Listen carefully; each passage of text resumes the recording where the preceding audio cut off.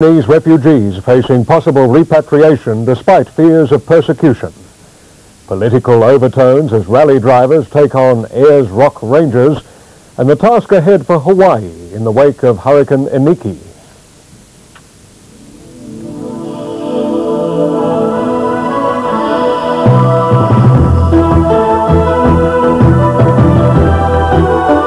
From National 9 News, this is Nightline with Jim Whaley. Good evening. Sympathy seems to have a shelf life. The Chinese students Bob Hawke wept over 3 years ago could soon lose their special refugee status. A parliamentary committee has recommended that they be sent home unless they meet the internationally accepted criteria. Chinese nationals in Australia at the time of the Tiananmen Square massacre were granted temporary entry permits until 1994 and promised they would not be sent home against their will. Former Prime Minister Bob Hawke's response to the massacre has been reaffirmed by Prime Minister Paul Keating. But now a parliamentary committee report, tabled in Parliament, has recommended those Chinese granted extraordinary protection should no longer be treated as special cases once their special visas expire. Only those people who cannot satisfy the same test that is applied to anybody else from any other part of the world would be asked to go. Why should it be any different? But Committee Chairman Andrew Theophanous disagrees. We then say, in 1994, irrespective of the situation in China, unless you can meet these two categories, you're going back. Dr. Theophanous says up to 12,000 of the 14,000 Chinese students in Australia on the special 4-year entry visas will be forced to leave. The Prime Minister's office says the government's commitment in relation to Chinese students stands, with the official response to the report's recommendations not due for about another 3 months. The committee's report says the Tiananmen Square incident has been a major contributor to a dramatic rise in onshore refugee applications here. From less than 600 in 1988-89, almost 14,000 people applied for refugee status in 1990-91. Today the world, including Australia, is faced with a refugee crisis of proportions not seen since the Second World War. The continuing crisis in what was Yugoslavia has added more than 1 million people to an estimated 17.5 million refugees worldwide. Kathy Swan for Nightline. Qantas formally merged with Australian Airlines today. The new company hopes it will be able to offer a more streamlined service by the time it's privatised in a public float next year. The merger of the Flying Kangaroos brings the planes and staff of the two airlines all under the one management. Qantas buying control of Australian for $400 million. The acquisition is the single most important event in the history of commercial aviation in this country. Together there's a fleet of more than 120 aircraft, a string of Queensland Island resorts, and a stake in Air New Zealand and Air Pacific. More importantly, Qantas says it can now provide one-stop domestic and international air travel for Australian tourists and foreign visitors. It makes it more profitable. You can get the feed from your domestic passengers and you can feed your international passengers onto domestic airlines. While there'll be no name changes for the new company, 600 jobs will go, more than 200 before the end of this year. Ansett, Qantas's former domestic ally, has hit back with a deal of its own, forging new links with British Airways, United, Cathay Pacific and all Nippon Airways for a cross-trade in passengers, freight and advertising. We've pulled together this agreement, which is with 4 of the largest and best airlines in the world, and it gives us some advantages and gives them some advantages. While the new arrangements won't produce cheaper fares, they allow all the airlines involved to pool their frequent flyer programs, giving regular domestic and international clients even greater incentive to travel. Earn free flights on 4 of the world's great airlines. With Ansett's TV ad campaign has already begun. Qantas is expected to follow suit as they vie for the high-yield business market. Russell Bishop for Nightline. Businessman Lindsay Fox and ACTU Secretary Bill Kelty have agreed to personally conduct a nationwide door knock for jobs. They'll take their case to boardrooms around the country, urging major corporations to start hiring and training young people. Details from Jason Cameron. Introduced by Employment Minister Kim Beazley as two people employers will trust and listen to, Lindsay Fox and Bill Kelty declared themselves ready for the challenge. This is for the benefit of Australians. And the quicker people adopt an attitude of what's good for the country is the way we're going to adopt things, the better off we're all going to be. Despite the enthusiasm generated by the Job Summit last July, many employers remain unaware of the range of benefits available to them should they employ young people. Until now, it's claimed there's been a problem getting the employment message through to the people who run Australia's top companies. When departmental officers call, they usually get to see the personnel manager. Any higher up the ladder, and they usually encounter a closed door. But that's where the Bill Kelty-Lindsay Fox combination comes in. They believe they have the connections to open hundreds of boardroom doors like this to convince our company directors they have a moral obligation to help the young people of Australia. Well, they're going to put up all sorts of arguments, but all my life I've always knocked on doors. And I believe this is the same sort of exercise of going to these people that are the captains of industry and saying, hey, your profits weren't all of that bad, put a little bit of that back into the community from which we've all got to survive from. The project's initial target is 25,000 jobs. Jason Cameron, The Nightline. A 23-year-old man appeared in court in Sydney today, charged over the murder of Vivian Ruiz, the so-called Jane Doe mystery girl. Richard White of Bexley in Sydney's south, who was extradited from England, went overseas after allegedly killing his victim late last year. The girl's battered body was found wrapped in plastic bags. Police had difficulty identifying the body, so they codenamed her Jane Doe. White was refused bail. A ban on rally cars at Ayers Rock has provoked an unpleasant showdown between drivers and rangers. A variety club's charity bash had ended when a group of renegade rally drivers refused to take no for an answer. They'd come, some of them 5,000 kilometres, but their efforts raising money for charity soon descended into this. I'm going home, and you're not going to stop me. Organisers had promised local Aborigines the cavalcade wouldn't plough on through Uluru National Park, but after 8 days on the road, some just weren't going to be stopped. We've paid our money, we want to go through it. Let's have a weekend that recognises the wishes of the traditional owners. We are individuals of Australia wanting to have a right to drive around Ayers Rock. But you've just lost all your credibility by doing this sort of thing. You're ruining everybody else's time. Finally, they burst through.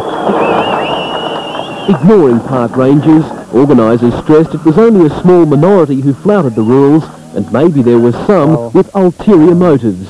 There were some fairly high-profile people there, yes. Like the man in the driver's seat, the Northern Territory's Attorney General Darryl Manzi and Tourism Minister Roger Vale. They fought long and hard to regain control of national parks like Uluru. Chief Minister Perrin describing the race ban like this. I mean, it was an absolute exercise in bureaucratic nonsense. Of great regret to me, as a Territorian, that this major national event was hijacked while it was in the Northern Territory for a few cheap domestic political points. Kellogg's is now reconsidering its sponsorship, but the Variety Club says its outback charity races will continue, but for the time being, not at Ayers Rock. Daniel Blyde, The Nightline. Ahead on Nightline, democracy wins through in Thailand and the floods that have demolished vast areas of Pakistan.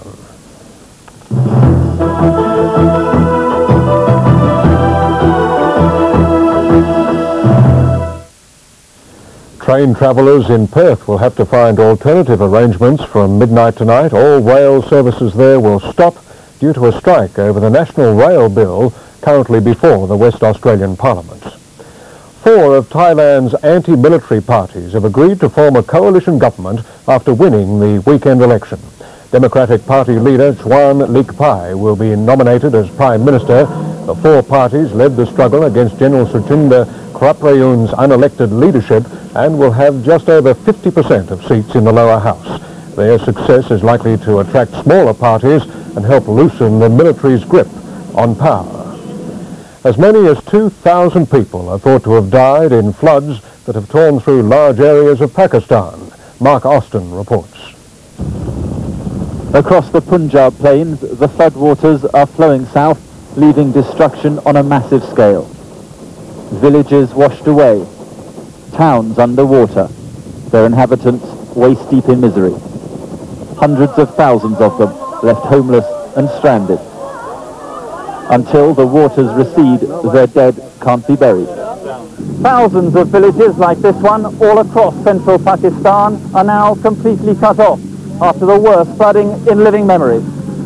Flying with an army rescue team, we found these people marooned. Their village submerged, but for a small finger of land on which they'd survived for 3 days. As they begged for help, the helicopter hovered dangerously, and those who could scrambled aboard.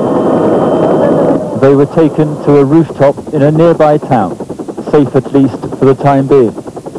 And across hundreds of square miles tonight, people carrying everything they can are heading for higher ground.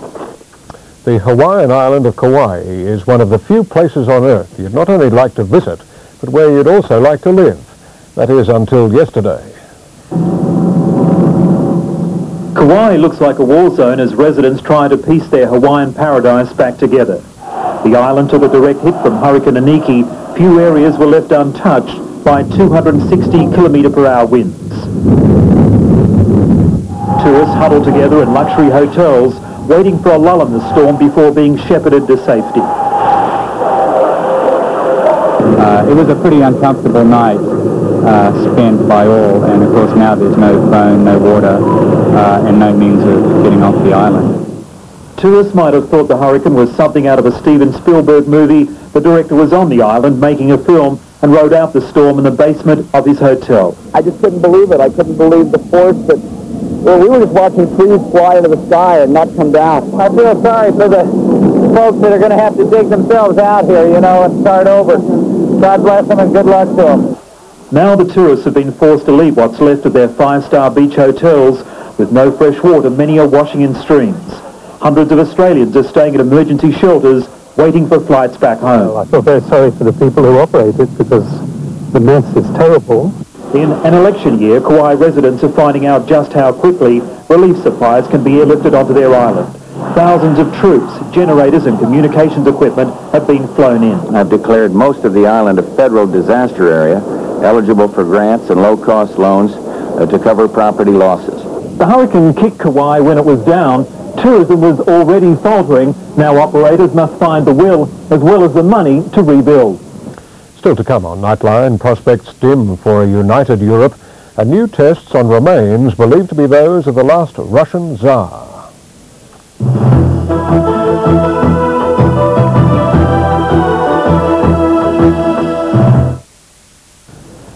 Next weekend, the French will vote on whether they want to see the Maastricht Treaty become a reality.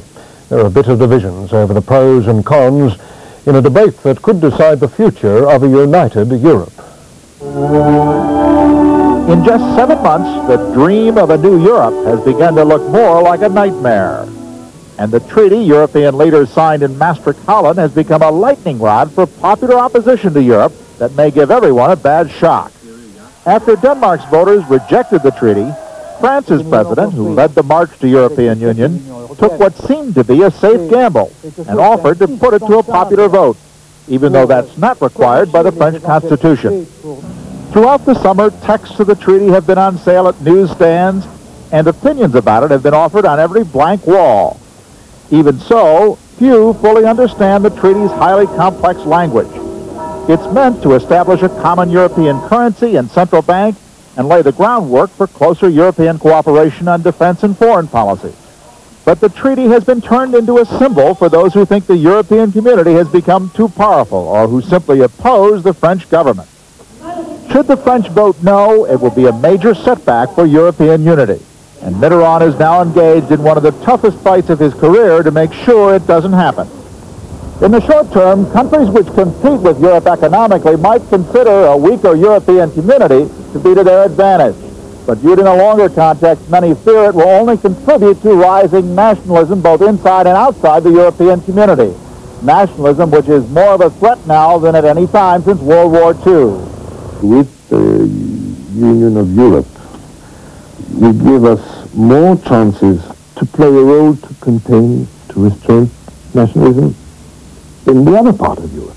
And so, a referendum that was considered a sure thing just a few months ago has now become a shaky proposition upon which the future of Europe is balanced. A welcome move from Germany's central bank tonight, cutting interest rates for the first time in 5 years.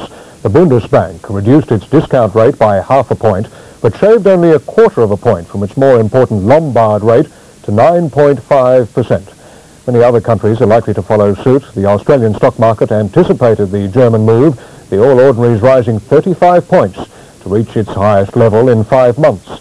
The Australian dollar rose a cent today. Tonight in European trading, it's at 73.23 US cents. It's also buying more than 1 mark, 91 yen and 38p. In Tokyo, the Nikkei gained 363 points, and in London tonight, the FT100 is 43 points higher, and gold is up as well. Now to some welcome news in sport. After all, Greg Norman could only lose so many times. Sooner or later, he had to have another win. And tonight in Canada, there's a very happy Australian. A big crowd had gathered at the Glen Abbey course in Ontario to witness something special from Greg Norman, and he didn't disappoint. Pretty good play. Gives himself a chance. But things weren't going to plan until Norman recovered from the rough on the first playoff hole. Next hole was just as tough, managing to pluck a pressure shot out of the bunker to set up a birdie. On the par 5 18th, Norman sealed his victory with a fine 1-metre putt to clinch his second Canadian Open and first tournament win in more than 2 years. Greg Norman. In Formula One motor racing, newly crowned world champion Nigel Mansell has announced he's quitting the sport at the end of the season because of contractual problems with the Williams-Renault team. His decision came before the start of today's Italian Grand Prix at Monza, in which the 39-year-old Englishman was forced to withdraw on lap 43. Brazilian driver Ayrton Senna eventually won the race, Mansell hinting he may drive Indy cars next year. In New York, Super Swede Stefan Edberg proved why he's the world's #1 tennis player, with a stunning 4-set win over American Pete Sampras at the US Open. Despite some power serving from his young opponent, Edberg chased down anything he could.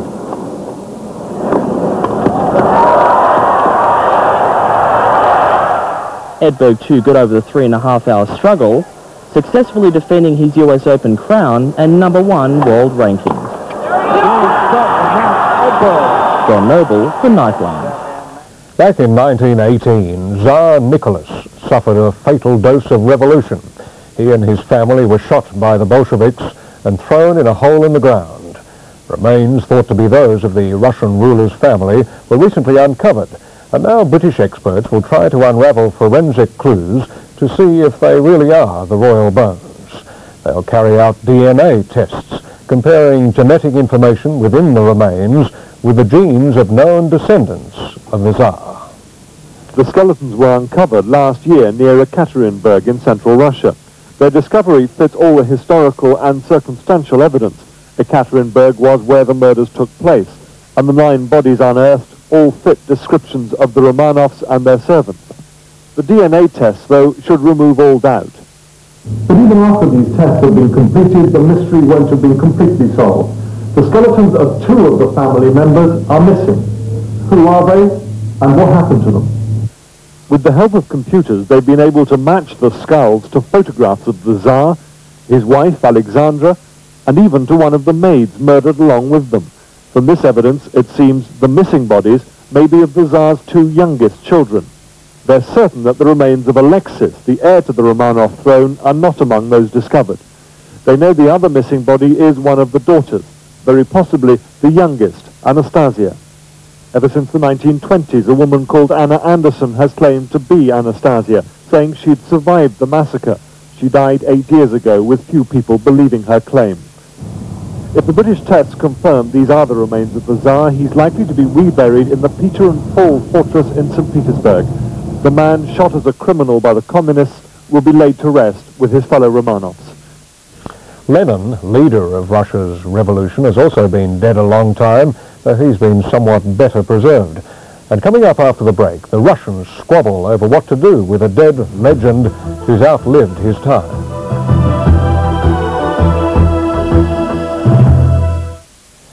Very briefly, the national weather, and a cold front is moving through southeastern Australia, followed by a vigorous cold southerly airstream. The forecasts around the country: late storms for Darwin and Brisbane, a shower or two in Sydney, Melbourne, Hobart and Adelaide, but better news in the west, where Perth should be fine. Lenin is one of the most popular dead bodies of all time, probably only rivaled by the corpse of Chairman Mao lying in state in Tiananmen Square. For decades, a long line stretched daily across Red Square in Moscow, both the communist faithful and the simply curious filing past Lenin's remains. Now Russians are squabbling about whether Lenin should at last be given a little privacy. Mostly it's true believers who are making the pilgrimage to his mausoleum now, their faith reminding democratic Russia of its Lenin problem. What to do with the god who failed? His country gone, but his body still on display. Radical Democrats say, bury him. No, categorically no. It's our symbol. Olga Dmitrievna agrees. You can take him out of the mausoleum, you can tear down the monuments, make Leningrad St. Petersburg, but Lenin will still remain in all of our hearts. She would say that. She is Lenin's niece, his closest living relative, born across the street from the Kremlin. Since his death in 1924, he has been preserved and idolized in Red Square. Lenin, the father of Soviet communism, was made the center of a cult, the Lenin cult. He was glorified across the country, his image manipulated to buttress and bless the communist vision of his successors. That's over now. The artists who lived for so long off the Soviet worship industry and who churned out thousands of Lenin statues are shelving the founding father. Olga Dmitrievna is convinced the masses still need Lenin, but eventually Russia must decide his fate, not as a god, but as that rarest of men who changed the course of history. And that's Nightline for this Monday night. We'll leave you with a look at a rare whale, a white humpback, spotted in Hervey Bay, north of Brisbane. Good night.